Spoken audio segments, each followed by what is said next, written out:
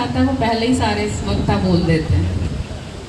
तो चूँकि देर भी हो गई है, टाइम भी कम है, तो बस मैं दो ही बात बोलना चाहती हूँ कि किसी भी ज़िले में कोई ना कोई एक ऐसी संस्था होती है जो प्रशासन का संबल होती है। और लगता है प्रशासन को भी जब कोई काम करना हो, कोई जनता से जुड़ा हुआ या जनता को जागरूक करने के लिए कोई काम करना होता है, तो कोई एक संस्था याद आती है। तो मुझे लगता है कि अलीराजपुर में सहयोग संस्था वो संस्था है जिसको हम समय समय पे उनका सहयोग ले सकते हैं। अभी सभी वक्ताओं ने कहा कि हमें प्रशासन का सहयोग हमसे मिलता रहे, तो मुझे लगता है कि पब्लिक जो भी शासकीय विभाग होते हैं या प्रशासन होता है, उनके पास संसाधन सीमित होते हैं और उनकी एक लिमिटेशन होती है। अभी बीच में नगर निगम की गार्डन और सहयोग गार्डन को भी कंपैरिजन किया गया।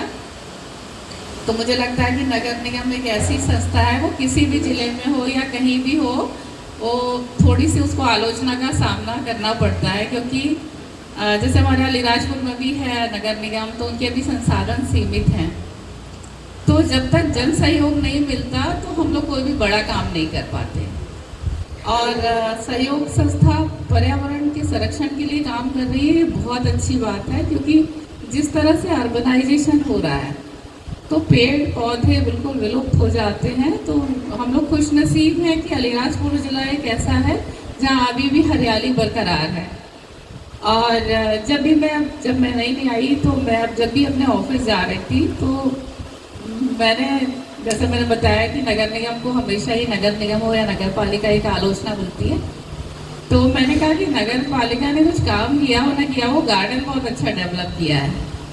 तो बाद में जब सहयोग संस्था के जनप्रतिनिधि मुझसे मिलने आए, तो मुझसे को बहुत हर्ष मिश्रित आश्चर्य हुआ। तो मैंने कहा कि नहीं, बहुत अच्छा काम है। तो बहुत बधाई देती हूँ मैं। हम लोगों ने कोरोना काल में देखा और कि हम लोग पर्यावरण का कितना महत्व है। हम लोग ऑक्सीजन खरीद रहे थे और अपनी बड़े शहरों में, महानगरों में ये हो रहा है कि पेड़ पौधे कट रहे हैं और जो ऑक्सीजन है वो मतलब उसकी कमी होती जा रही है। जैसा कि एसपी साहब ने बोला कि वातावरण में प्रदूषण बहुत फैल रहा है, AQI इंडेक्स बहुत बढ़ रहा है। तो हम लोग अभी इवन दिवाली पे भी हमारे यहाँ का जो AQI था वो मॉडरेट ही था, बहुत ख़राब नहीं हुआ। तो निश्चित रूप से ये जो हरियाली है उसी की वजह से है। और सहयोग संस्था का जो गुजरात वाला काम था वो भी बहुत सराहनीय है। तो मुझे लगता है कि हम लोग आगे भी मिलकर कुछ अच्छे काम करते रहेंगे। और जैसा कि बताया एंकर महोदय ने कि मेरी रुचि है थोड़ा कला और साहित्य को संरक्षित करने के लिए, तो मुझे लगता है कि अभी भी हमें मतलब उस पर काम करने की ज़रूरत है। क्योंकि अभी मैं कल ही एक मीटिंग में बोल रही थी कि कोई ऐसे जो दल हैं या कोई ऐसे कलाकार हैं जिनको हम कभी हमारे कार्यक्रम में आमंत्रित करके उनका परफॉर्मेंस देख सकते हैं, तो कोई भी एक भी सिंगल नाम नहीं आया।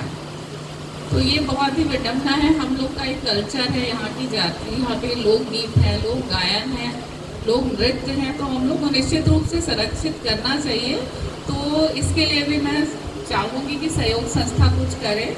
और निश्चित रूप से हमारे SDM साहब ने भी कहा, SP साहब ने भी कहा कि जो भी अच्छे काम होते हैं जो वेलफेयर के लिए होते हैं, पब्लिक के लिए, पर्यावरण के संरक्षण के लिए, तो ऑब्वियसली है ही।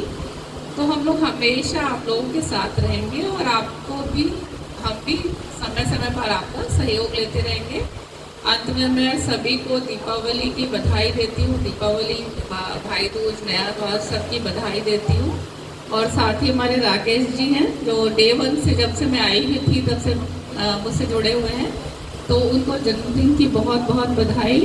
और अभी 24 वर्ष पूरे हुए हैं और मैं ईश्वर से कामना करती हूँ कि ये संस्था दिनों दिन प्रगति करे और एक दिन हम लोग वैसे ही गोल्डन जुबली मनाने का भी, मैं शायद तब नहीं रहूँगी पर कहीं समाचार पढ़ूँ कि गोल्डन जुबली मना है सहयोग संस्था का। बहुत बहुत धन्यवाद।